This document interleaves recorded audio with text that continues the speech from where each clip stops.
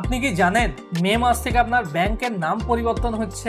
1 মে থেকে দেশের 43টি আঞ্চলিক গ্রামীণ ব্যাংকে একত্রিত করে 28টি ব্যাংক তৈরি হচ্ছে। কেন্দ্রীয় সরকার ওয়ান স্টেট ওয়ান আরআরবি নীতির আওতায় দেশের 43টি আঞ্চলিক গ্রামীণ ব্যাংকে একত্রিত করে 28টি ব্যাংকে রূপান্তরিত করছে, যার মধ্যে রয়েছে পশ্চিমবঙ্গের গ্রামীণ বিকাশ ব্যাংক, পশ্চিমবঙ্গ গ্রামীণ ব্যাংক এবং উত্তরবঙ্গ আঞ্চলিক গ্রামীণ ব্যাংক। এই তিনটি ব্যাংক একত্রিত হয়ে হচ্ছে ওয়েস্ট বেঙ্গল গ্রামীণ ব্যাংক। এইরকমই উত্তরপ্রদেশে Baroda UP bank, Aryavart bank এবং প্রথমা ইউপি গ্রামীণ ব্যাংক মিলে গঠিত হচ্ছে উত্তরপ্রদেশ গ্রামীণ ব্যাংক। এইরকমই ভারতের বিভিন্ন রাজ্যের আঞ্চলিক গ্রামীণ ব্যাংকগুলিকে একত্রিত করে একটি গ্রামীণ ব্যাংক তৈরি করা হচ্ছে। কিন্তু এই একত্রিত হওয়ার ফলে আপনার অ্যাকাউন্ট নম্বর, ব্যাংকের ব্যালেন্স এবং পরিষেবায় বিশেষ কোনো পরিবর্তন হবে না। শুধু ব্যাংকের নাম এবং আইএফএসসি কোডটি পরিবর্তন হবে, যা ব্যাংক নিজে থেকেই আপনাদের জানিয়ে দেবে।